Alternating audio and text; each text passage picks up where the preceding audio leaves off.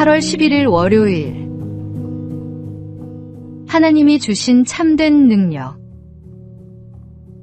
인간의 능력은 크게 두 가지로 나눌 수 있습니다. 지능, 사고력, 기억력, 논리력 같이 수치화할 수 있는 인지능력과 자기통제력, 감정조절력, 소통 능력, 창의성과 같이 수치화할 수 없는 비인지능력입니다. 예전에는 성공하기 위해서 정해진 답을 잘 기억하는 인지능력이 높을수록 유리했지만 지금 시대 그리고 다가올 미래 시대에는 알 수 없는 미래를 예측하는 비인지능력이 더 중요하다고 합니다. 비인지능력이라는 단어를 가장 먼저 만들어낸 사람은 인지능력이 더 이상 성공을 보장할 수 없다는 사실을 깨달은 미국의 교육학자들이었습니다. 교육학자들이 말하는 비인지능력의 5가지 특징은 다음과 같습니다. 집중력은 비인지능력의 원동력이고 비인지능력은 다양한 경험을 토대로 천천히 성장하며 실타래 같이 연결된 좋은 성품들이 비인지능력을 늘려줍니다. 또한 비인지능력은 수치화할 수도 없고 도구화할 수도 없으며 오직 인간만이 비인지능력을 갖습니다. 주님이 우리에게 주신 고유한 달란트와 사명이 무엇인지 깨달을 때 참된 비인지능력을 기를 수 있습니다. 세상의 도구와 방법으로 우리 자녀를 평가하도록 그냥 두지 마십시오. 오늘의 말씀, 우리가 세상의 영을 받지 아니하고 오직 하나님으로부터 온 영을 받았으니 이는 우리로 하여금 하나님께서 우리에게 은혜로 주신 것들을 알게 하려 하심이라.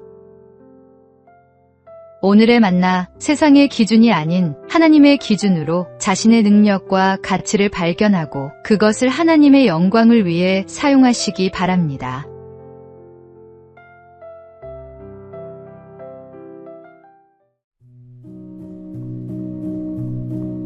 (8월 12일) 화요일. 우리의 언어가 드러내는 것. 미국 캘리포니아 대학의 심리학의학 연구팀이 스트레스에 대한 연구를 진행하고 있었습니다. 연구팀은 대상자들을 상대로 자신이 요즘 얼마나 스트레스를 받고 있는지에 대한 설문조사를 했습니다. 그런데 막상 조사에 따라 연구를 진행하자 큰 문제가 발생했습니다. 질문에 대한 응답과 사람들의 실제 상태가 판이하게 달랐기 때문입니다. 스트레스를 전혀 받고 있지 않다고 응답한 사람도 극심한 스트레스를 받고 있었으며 반대로 스트레스를 받고 있다고 응답한 사람이 아주 유쾌한 삶을 살고 있는 경우도 있었습니다. 연구팀의 책임자인 교수는 설문조사가 아닌 다른 방식으로 스트레스 지수를 알아낼 방법을 연구했습니다. 그 결과 사람들이 평소에 사용하는 언어를 통해 스트레스 지수를 알 수 있다는 사실을 발견했습니다. 1만 건이 넘는 전화통화를 분석한 결과 스트레스를 받는 사람들은 무의식적으로 비슷한 패턴의 언어를 사용했습니다. 전반적으로 말수가 눈에 띄게 줄었으며 정말로 엄청나게와 같은 강조의 표현을 더 자주 사용했습니다. 뇌가 스트레스를 받고 있다고 느끼면 대응하기 위해 특정 단어를 많이 사용하도록 유도한다는 것이 연구팀의 결론이었습니다. 주님을 믿고 따른다고 생각하는 우리의 언어는 어떻습니까? 오늘의 말씀, 사람은 입의 열매로 인하여 복록을 누리거니와.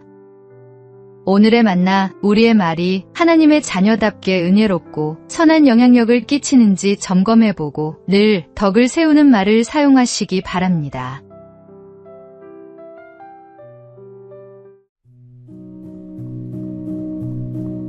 (8월 13일) 수요일.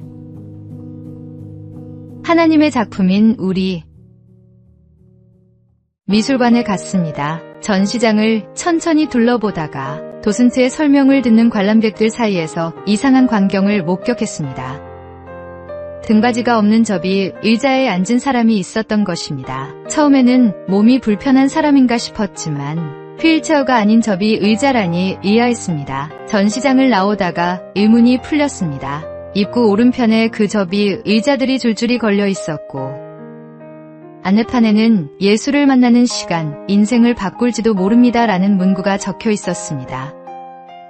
미술관에서 작품을 감상할 때 사람들은 의자에 앉아 오랫동안 바라봅니다. 그 진지한 시선 속에서 예술가의 마음을 읽고 작품의 의미를 깨닫게 됩니다. 하나님께서도 우리를 그런 눈으로 바라보고 계십니다. 성경에는 하나님이 인간을 창조하시고 보시기에 심히 좋았다고 기록되어 있습니다.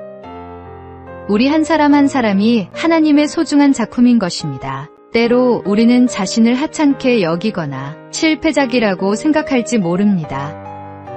하지만 하나님은 우리를 향해 항상 사랑의 눈길을 보내고 계십니다.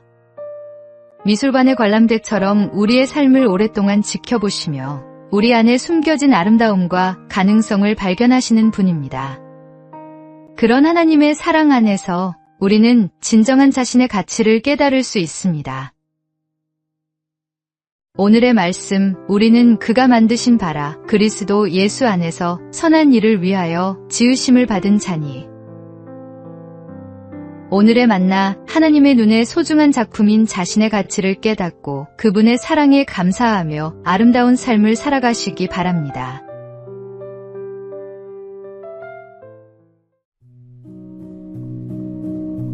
(8월 14일) 목요일, 절망에서 피어난 희망. 보일 듯이 보이지 않는. 동요 속 따오기가 46년 만에 우리 곁으로 돌아왔습니다. 1979년 한반도에서 완전히 멸종된 따오기가 경남 창녕에서 자연번식에 성공한 것입니다.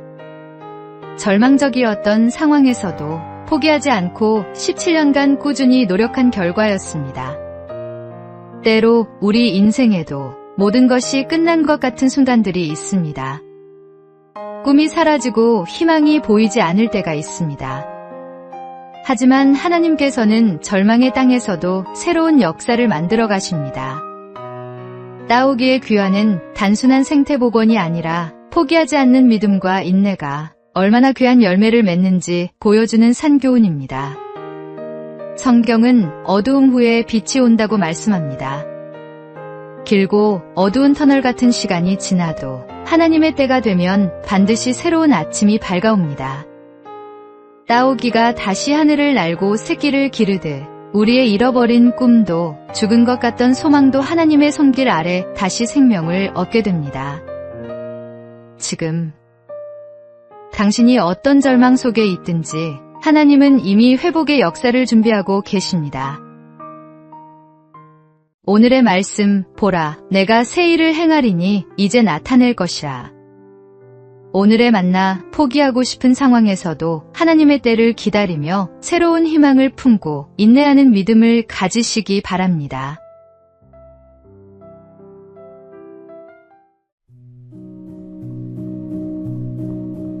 (8월 15일) 금요일,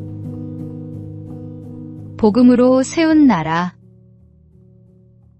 1919년 11월 28일, 평안남도 도지 사는 한 신학생 대표에게 다음과 같은 편지를 보냈습니다.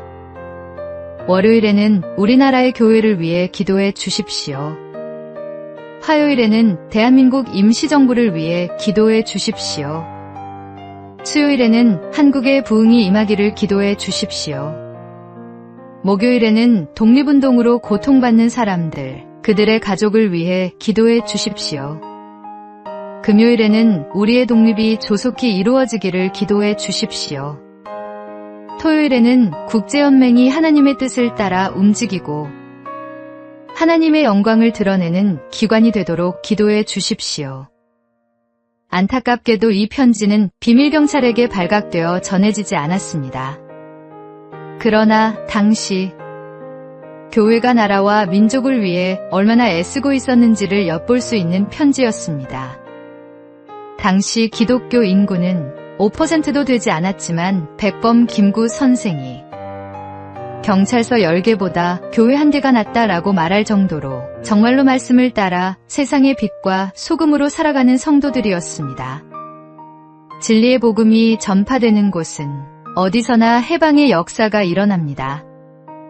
민족의 독립과 해방을 위해 누구보다 더 열심히 기도하며 노력했던 믿음의 선배들처럼 복음이 다시 한번 불길처럼 퍼져나가 많은 사람들의 마음이 죄에서 해방되도록 세상에서 복음과 진리를 전하십시오. 오늘의 말씀. 너희는 택하신 족속이요 왕같은 제사장들이요 거룩한 나라요 그의 소유가 된 백성이니 이는 너희를 어두운 데서 불러내어 그의 기이한 빛에 들어가게 하신 이의 아름다운 덕을 선포하게 하려 하심이라. 오늘의 만나. 나라와 민족을 위해 기도하는 것이 그리스도인의 사명임을 깨닫고 복음으로 이 땅을 변화시키는 일에 동참하시기 바랍니다.